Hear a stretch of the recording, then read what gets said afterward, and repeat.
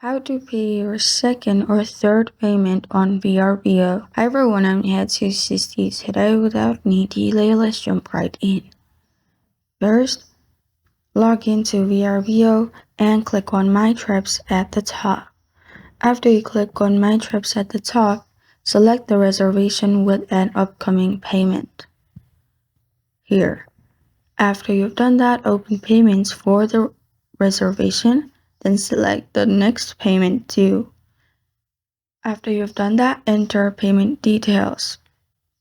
Then submit the payment and confirm the payment status updates in the schedule. And this is how to pay your second or third payment on Vrbo. Thank you for joining me today.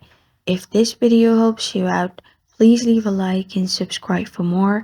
Got a question or want to suggest a topic? Comment below. Thank you for watching.